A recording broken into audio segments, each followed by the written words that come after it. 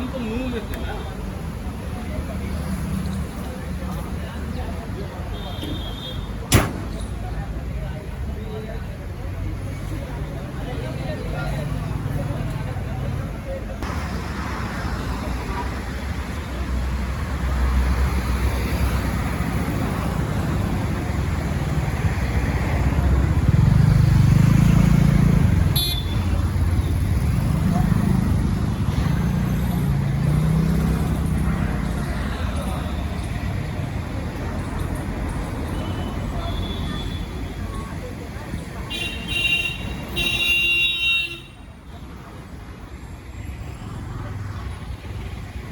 नमस्कार, मैं हूं शिवनाथ झा, आर्यावर्त इंडियनेशन.com के यूट्यूब चैनल अखबार वाला से। पिछले दिनों जब सर्वोच्च न्यायालय का निर्णय आया और राहुल गांधी पुनः संसद में स्थापित हुए, सर्वोच्च न्यायालय का राहुल गांधी के प्रति या सर्वोच्च न्यायालय का जिस तरह से राहुल गांधी के बारे में या राहुल गांधी के विरुद्ध लांछनाएं लगाए गए थे या जो पिटीशन फाइल हुआ था, जो निर्णय हुआ था, वो एक अलग हिस्सा है। लेकिन राहुल गांधी का संसद में बैठने के बाद एक बात तय है कि कांग्रेस में जितने भी पदाधिकारी हैं, चाहे 80 वर्षीय हो, 90 वर्षीय हो, 100 वर्षीय हो, 20 वर्षीय हो, 25 वर्षीय हो, जितने लोग हैं, अगर वो वास्तविक रूप से कांग्रेस का रिवाइवल देखना चाहते हैं, वो चाहते हैं कि कांग्रेस पुनः स्थापित हो, उन्हें अपनी सोच को, अपनी विचारधारा को बदलना होगा। मैं कांग्रेस पार्टी के दफ्तर में, मैं मुद्दत बाद करीब 90 के बाद जब इंडियन एक्सप्रेस अखबार में था, तो इस दफ्तर में अनेकों ने सैकड़ों हजारों बार आया करता था। आज इस पार्टी में दफ्तर में आने के बाद में एक सूनापन, एक वीरानियत दिखता है। यहाँ जो भी लोग हैं, जो अधिकारी हैं, पदाधिकारी हैं, आने वाले लोग हैं, आगंतुक हैं, कर्मचारी हैं, एक चेहरे पे जो खुशी होनी चाहिए, वो उन खुशी का अभाव है। हमें बहुत ज़्यादा समर्पित होना होगा पुनः इस पार्टी को जीवित करने के लिए। भवन की जो स्थिति है वो चतुर्दिक जितने लोहे के चीज़ हैं उसमें जंग लगा हुआ है। बाथरूम की जो स्थिति है वो टूटा हुआ है। अब इन तमाम संपदाओं को देखने वाले जो लोग हैं, वो चाहे तो इसे बेहतरीन तरीके से रख रखाव कर सकते हैं, लेकिन अब हर एक चीज़ के लिए कांग्रेस के अध्यक्ष या कांग्रेस के महासचिव या कांग्रेस के संगठन के जितने लोग हैं, उन लोगों पे या उन लोगों के कंधे पे दायित्व नहीं सौंपा जा सकता है। ये डेलीगेशन ऑफ अथॉरिटी की बात होगी, और जिन्हें अथॉरिटी डेलीगेट किया गया होगा वो कितने ज़्यादा समर्पित हैं, कितने ज़्यादा तत्पर हैं, यह सिर्फ मैं नहीं, ये सिर्फ वीडियो बताता है।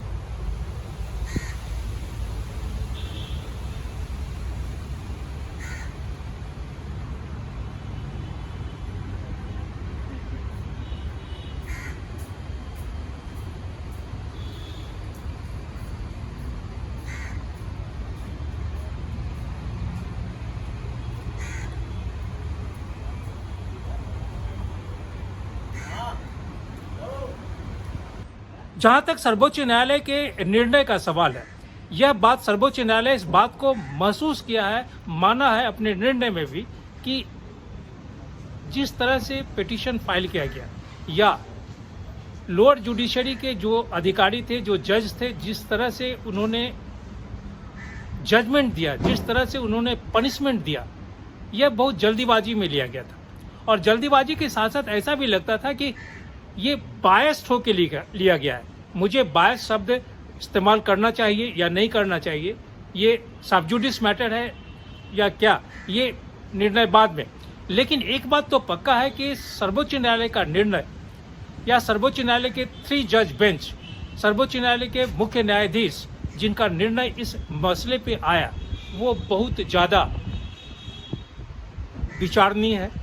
और उन्होंने जिस तरह से राहुल गांधी को कहा कि आप बोलते समय अपनी भाषा या आप जो बोलना चाह रहे हैं उस पर थोड़ा सा नियंत्रण रखें, यह सिर्फ वही व्यक्ति बता सकता है जो पिता है। एक अभिभावक के रूप में सर्वोच्च न्यायालय के मुख्य न्यायाधीश या जो 3 न्यायाधीश थे, जिस तरह से राहुल गांधी को इस बात का इशारा किए, वो बहुत ही बेहतरीन और बहुत ही प्रशंसनीय और मानवीय है।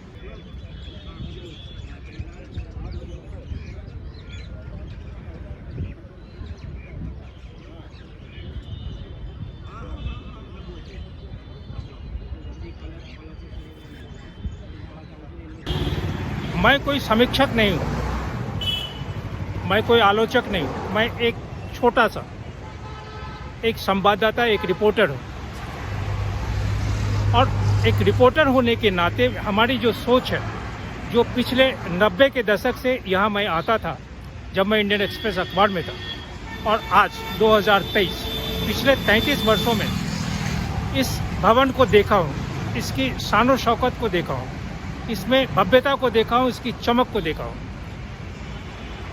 मैं इस कहानी के माध्यम से मैं राहुल गांधी से एक चीज़ कहना चाहूँगा कि राहुल गांधी साहब, आप वर्क फ्रॉम होम बंद कर दीजिए। अगर आप घर से काम करने की बात आज भी सोचेंगे तो आज गांठ बांध लें, कांग्रेस पार्टी कभी भी रिवाइव नहीं कर सकती है।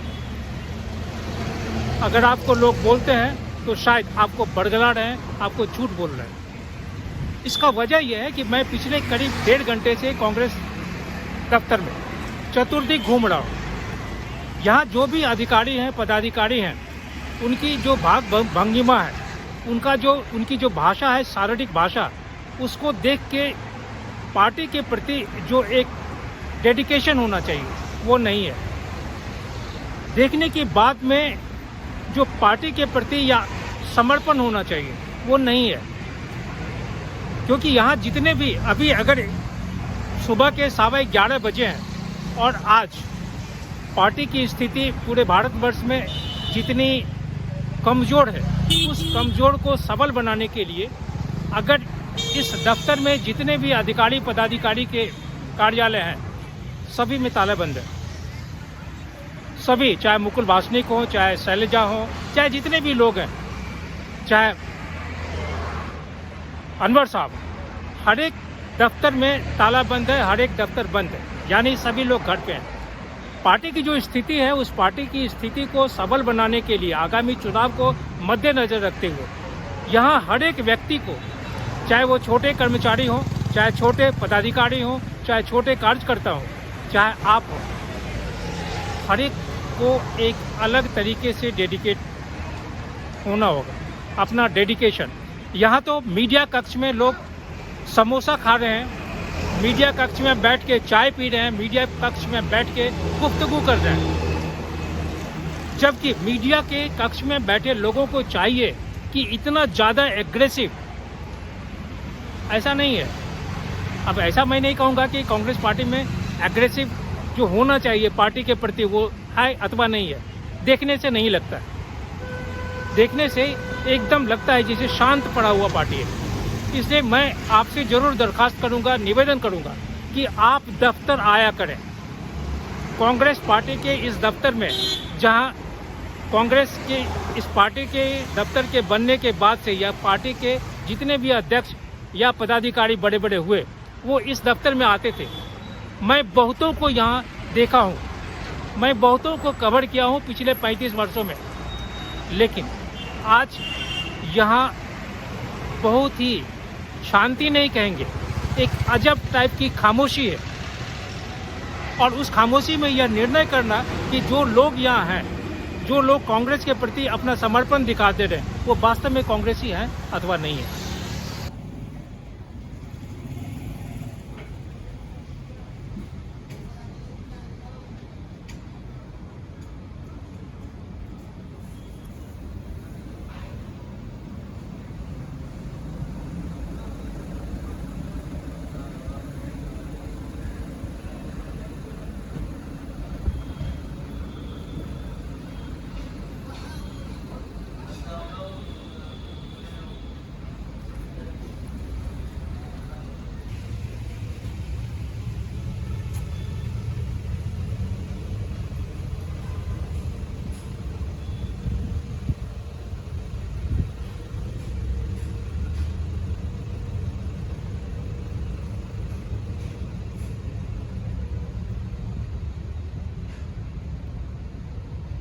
मैं यहाँ एक दृष्टांत देना चाहूँगा, क्योंकि यह कहीं सुनी बातें नहीं है, ये आंख देखी बातें।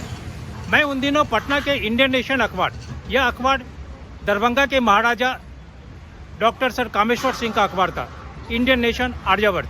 मैं उस अखबार में काम कर रहा था। ये 70 की दशक की बात है, 70 और 80 में। इंदिरा गांधी पटना आई थी, पटना सदाकत आश्रम।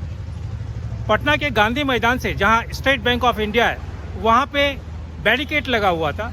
काफ़ी जन सैलाब था, काफ़ी लोग थे। पटना की सड़कों पे पूरा पटना शहर इंदिरा जी को देखने के लिए बाहर निकल गया था। उसमें एक 80 वर्ष की बूढ़ी औरत थी। वो 80 वर्षीय बूढ़ी औरत इंदिरा जी की जब गाड़ी क्रॉस कर रही थी, उस समय सड़क के बीच में आ गई। स्वाभाविक है कि सुरक्षा व्यवस्था के मद्देनज़र जो भी पटना पुलिस के अधिकारी थे, सभी लोग सामने आ गए, लेकिन इंदिरा जी खुद गाड़ी से नीचे उतरी। गाड़ी से नीचे उतरने के बाद इंदिरा जी उस बूढ़ी औरत से बात की, उनकी समस्याओं को सुनी।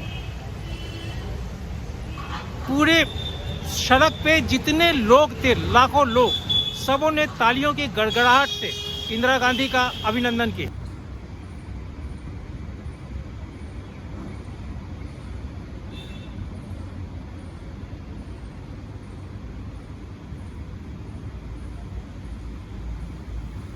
लेकिन आज इस कांग्रेस के दफ्तर में, जैसा मैं बहुतों लोगों से यहाँ बात किया हूँ, उन लोगों का कहना है कि कांग्रेस के जो भी अधिकारी हैं, पदाधिकारी हैं, जो महासचिव हैं, या जितने भी लोग हैं, या आप भी, राहुल गांधी आपको भी कह रहा हूँ कि अगर आप इन लोगों से इंटरेक्ट नहीं करेंगे, यहाँ बहुत लोग हैं जो देश के कोने कोने से यहाँ आके आपका इंतजार करते हैं। सीधा मुंह यहाँ पे जो अधिकारी पदाधिकारी हैं, वो सीधा मुंह बात भी नहीं करते हैं। लेकिन सवाल ये है कि अगर आप पार्टी को चलाना है, आपको एक हिंदुस्तान में आज की तारीख में अगर किसी बहुत मजबूत भारतीय जनता पार्टी के सामना करना है, तो इतना आपको लोगों के बीच में आना होगा। यहाँ जो लोग दिन दिन भर, सप्ताह, महीनों से यहाँ प्रतीक्षा करते हैं कि एक बार आपकी से मुलाकात हो, आपकी से मुलाकात होने से उनकी कोई समस्याओं का निवारण नहीं हो जाएगा, उनकी समस्याएं समाप्त नहीं हो जाएगी, लेकिन उनकी जो एक मन में शक्ति है, वो शक्ति मिलेगी। और वही शक्ति वापस आपके कॉन्स्टिट्यूएंसी में जाने के बाद, वहाँ पे लोगों को बताने के बाद, एक बहुत बेहतरीन संवाद जाएगा, एक मैसेज जाएगा। लेकिन यहाँ पे लोगों का कहना है कि एक तो आप दफ्तर आते नहीं हैं, और अगर दफ्तर आते हैं तो लोगों से मिलते नहीं हैं। आपको लोगों से मिलना पड़ेगा, आपको लोगों के बीच में आना पड़ेगा, तभी कांग्रेस रिवाइव कर सकता है।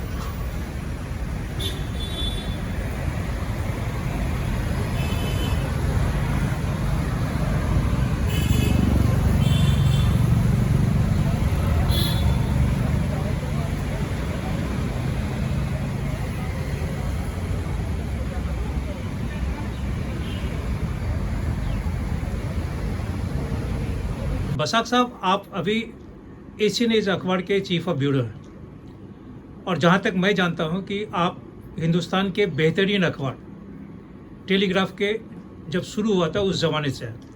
और मैं ये भी जानता हूँ कि आप 84 के बाद, 84 से जो लोकसभा चुनाव हुआ, आप सभी को देखे हैं अपने नज़र से, कलकत्ता और दिल्ली वगैरह वगैरह। मैं कहानी कर रहा हूँ कि क्या सुप्रीम कोर्ट के जजमेंट के बाद, सुप्रीम कोर्ट में जिस तरह से जजमेंट आया कि राहुल गांधी फिर लोकसभा में उनका रेस्टोरेशन हो गया, क्या सिर्फ यही रेस्टोरेशन, कांग्रेस के लोग अगर ये समझ रहे हैं कि उनका कांग्रेस पार्टी का रिवाइवल हो रहा है और आने वाले चुनाव में बस वो प्रधानमंत्री बन रहे हैं या नरेंद्र मोदी को स्टेप डाउन कर रहे हैं, इस तरह की कोई, तो कांग्रेस के बारे में क्या अभी है, सोच क्या है, आप क्या सोचते हैं? देखिए, as far as I think, the particular Supreme Court order and restoration of Rahul Gandhi's membership in Lok Sabha is surely is going to enthuse the party. It will enthuse the cadre, which I think it has. But at the same time, I don't think Congress leaders or Congress they should not be under any kind of illusions that this particular judgment or the restoration of his membership is going to bring them to power at the center in 2024 Lok Sabha elections. Let me be very blunt about it. And that's why I think is the reason the Congress has always been looking for alliances, and they have their alliances. But the thing is that just because it's Rahul Gandhi has come, and I don't know whether Congress is thinking like this. I don't think Congress is thinking like that. There has been no such indications till now.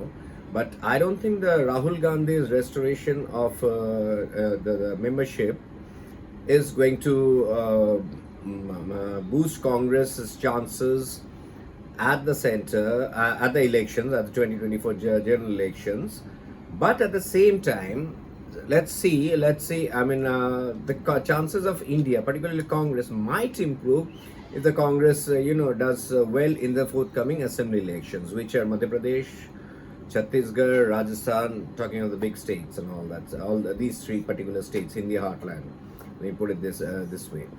If the Congress, Chhattisgarh people are saying Congress has a good edge, Madhya Pradesh is kind of tricky, and even Rajasthan, they are saying it could just be tricky for the factional fight between Gehlot and Pilot and all. So all these things will matter. But at the same time, look at the person you're going against. It is Modi. I mean, Narendra Modi. Whether I like Narendra Modi or I don't like Narendra Modi, you can love him or you can hate him. But at the same time, you cannot disagree, or you cannot refute that Narendra Modi has become a cult at this juncture. He is a figure. I mean, it is him versus everyone. Let me put it. It's him versus India, the alliance, right at this juncture. So, taking him on, and BJP is not winning because it's BJP. BJP is winning because it's Modi. So, bringing Rahul Gandhi at that particular stature, or I mean, one-on-one, if there's a face-off between Rahul Gandhi and Modi, as a one-on-one face-off, I don't think. At this juncture, Rahul Gandhi, I don't think has a chance. But having said that, it will also depend on a whole lot of factors, like how things, I mean, there are 2024, there is time, but at this juncture, if there's an election, of course, Modi has an edge. I mean, there's no doubt about it. But you never know how things go. Things develop in the long run, and it will depend everything on that. But thinking that this particular judgment is going to, push the Congress on the top of the pyramid, I don't think it's a fool's. I don't think it's going to work out that way. You need alliances. You need a lot of factors. And let's see how the alliance, because there's a lot of contradictions also within the alliance. I mean, you can't say that Rahul Gandhi, this Congress might win Madhya Pradesh, Congress might win Chhattisgarh, Congress might retain Rajasthan. Even then, you look at the states in South India, besides Karnataka, Bengal, Bihar, the role of the Congress, I personally feel Congress has no other option but to play a second fiddle in those particular states. So that's a lot of things will depend on the permutation and combination of these alliances. So I don't think it's Rahul Gandhi, just because Rahul Gandhi has come back to power and we are going to go ahead, burst ahead, brace the tape. It's not going to happen.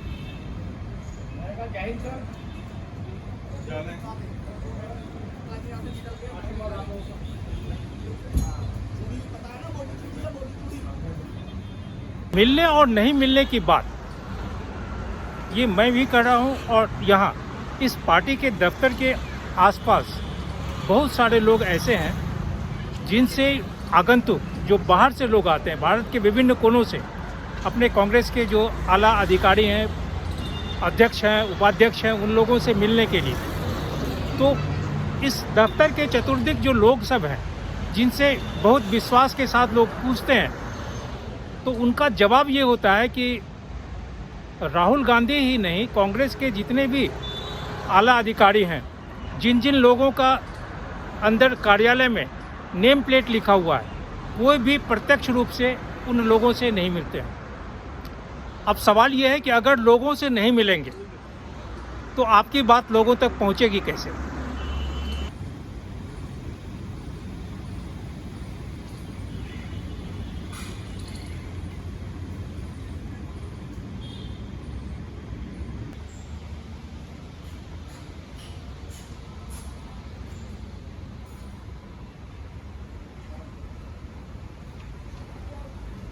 Congress में अभी जितने भी नेता हैं, उनके जो mental framework, उनका जो शारीरिक या उनका जो मानसिक सोच है, उसमें किसी तरह का बदलाव आप महसूस करते हैं या बदलाव की ज़रूरत? नहीं, see Congress leaders, see I mean with you, I mean, to be very honest, I mean, we talk about arrogance in BJP. Of course, there's a lot of arrogance in some of the leaders in BJP, and there's no doubt about it. But at the same time, the arrogance among the top Congress leaders, I don't want to name names, it still remains the same. It hasn't come down. They still think that they're still ruling the country. You know, that is very unfortunate. I mean, they really have to come down from their high horses, especially the people who are leading the party. I mean, you just can't meet them. I mean, I remember I covered during the Vajpayee's regime. I used to cover BJP and this thing. We couldn't meet L.K. Advani was the party president. We could meet him. I mean, his access to him was very easy. But at the same time, again, access to the Congress president, Mr. Mallikarjun Kharge, is also very, I mean, he is accessible. Let me put it. I mean, he is highly accessible. But can that be said about other top leaders? I don't think so. So, that remains a problem. एक और चीज़ कि अगर आप 10 साल पहले चले जाए तो उस समय जितने भी अलायंस में लीडर्स थे, चाहे वो रामविलास पासवान हो, चाहे मुलायम सिंह यादव हो, चाहे लालू प्रसाद यादव हो, या और भी जितने भी इधर हिंदी हार्टलैंड, आज जितने लोग हैं वो सेकेंड जनरेशन के लोग हैं। जैसे लालू यादव का बेटा तेजस्वी यादव, चिराग पासवान इधर हो गया, मुलायम सिंह यादव का बेटा हो गए। तो लोगों का जो विश्वास है वो कहाँ तक इससे इफेक्टेड होगा लीडरशिप के नज़र में?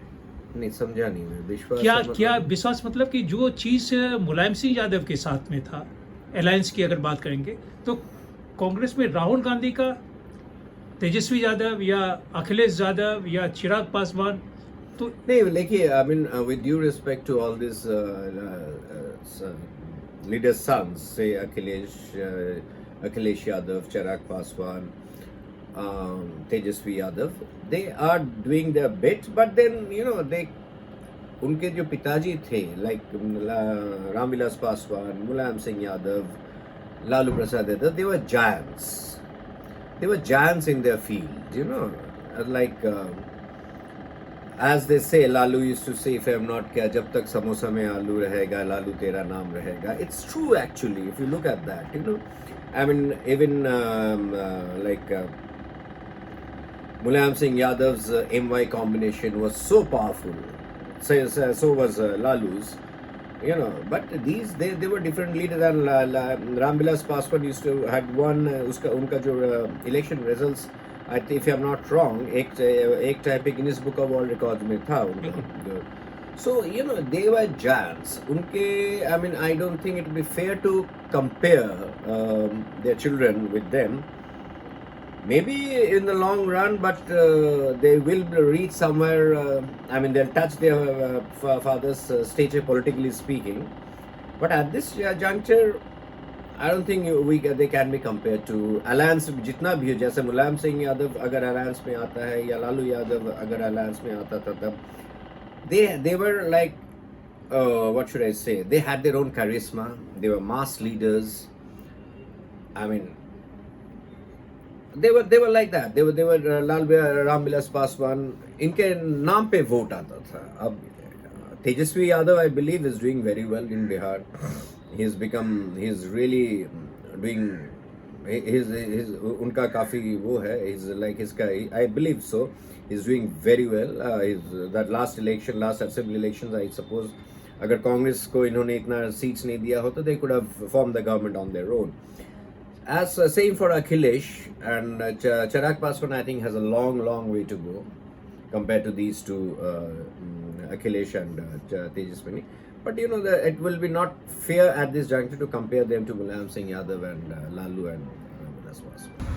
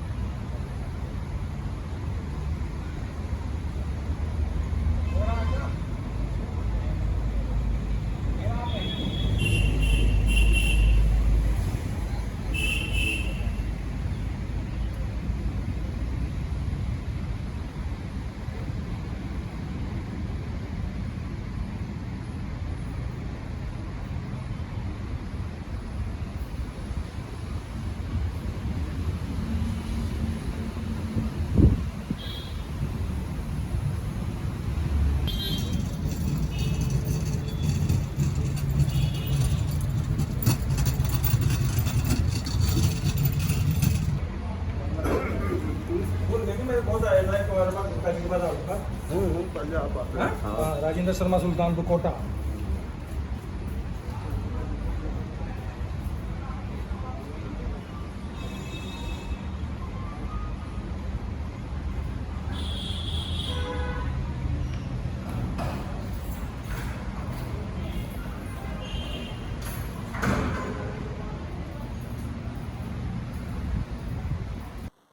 कांग्रेस के पूर्व अध्यक्ष राहुल गांधी को लेकर के विरोधी खेमा खास करके बीजेपी जिस तरह से बात करती है, वो राहुल गांधी के निगेटिव एक छवि बनाने के लिए 2014 से ही प्रयासरत है.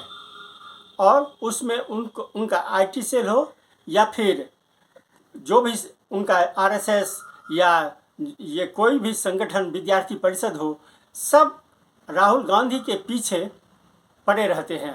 हमेशा राहुल गांधी कोई भी बात बोलते हैं, उसके बाद उस वक्तव्य पे चारों तरफ से हंगामा शुरू हो जाता है. लेकिन राहुल गांधी जब से भारत जोड़ो यात्रा इन्होंने शुरू की और भारत जोड़ो यात्रा के बाद राहुल जो निकल कर के आए, बाहर सामने आए हैं, वो राहुल पहले के राहुल से काफ़ी अलग हैं.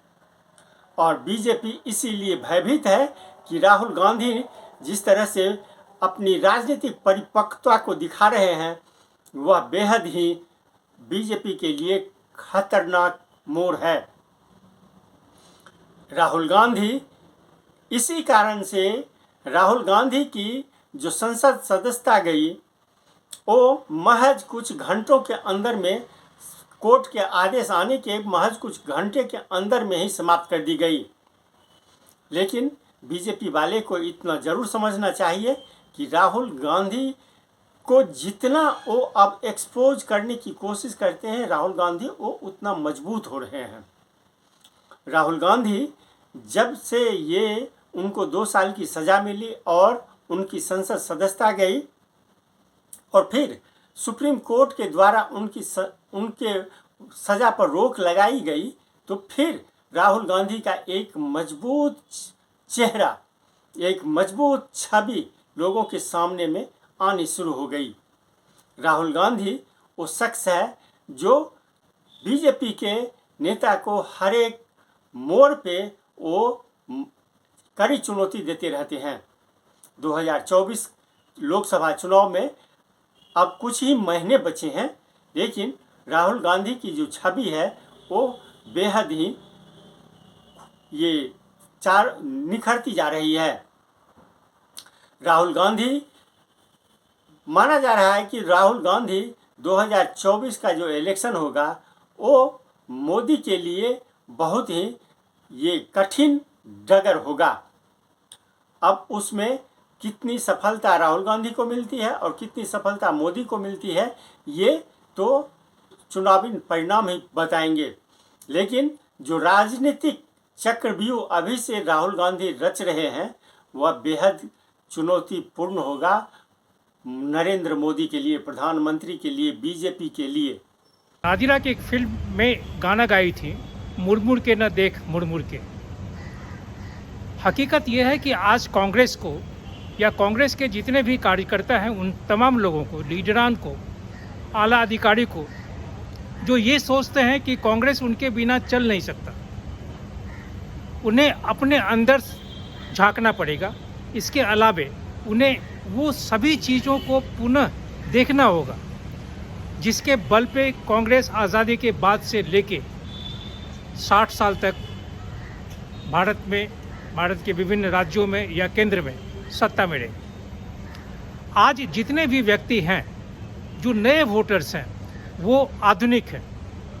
आज जो 18 साल के हैं उसमें मोदी जी की सरकार आने के बाद ये 10 साल अगर लेंगे तो वो उस समय 8 साल के थे, या उससे पहले भी जो गैर कांग्रेसी राजनीतिक पार्टियां सत्ता में रहीं, उसके बाद जितने भी भारत में लोग आए, जितने भी युवक या युवती आए, वो सभी आज मतदाता हैं। समय बहुत बदल गया है और इस बदले हुए समय में अगर नेताओं का मतदाताओं के साथ एक सामंजस्य, एक आपसी भाईचारापन या आपसी तारतम्य नहीं रहेगा तो कोई भी मतदाता कांग्रेस के साथ नहीं जाएगी। आज जब कांग्रेस पार्टी में मैं गया हूँ मुद्दत के बाद, करीब 35 साल से लगातार कांग्रेस पार्टी को देख रहा, आज जब गया हूँ तो जो वीरानियत मैं देखा हूँ उस वीरानियत से आज लिख लें कि शायद इस पार्टी के चाहे कोई भी लोग कुछ भी करें, इस पार्टी को पुनः जीवित करना बहुत टेढ़ी खीर है। बहुत मेहनत और मशक्क़त करना पड़ेगा लोगों को। कॉनॉट प्लेस में मैं सैकड़ों लोगों से बात किया राहुल गांधी के बारे में।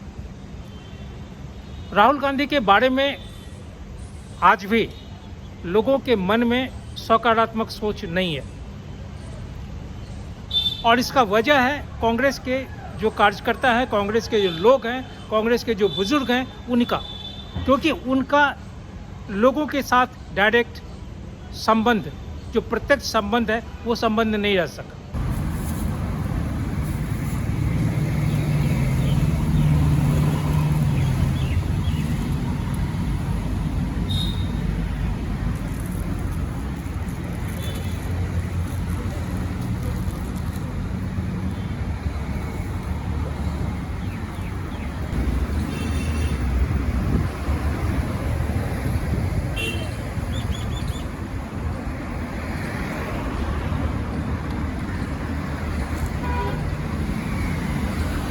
यह मान लेना कि सर्वोच्च न्यायालय का निर्णय जिससे राहुल गांधी फिर संसद में वापस आए, इस घटना से कांग्रेस का रिवाइवल हो जाएगा, यह सोचना व्यर्थ है, बेकार है।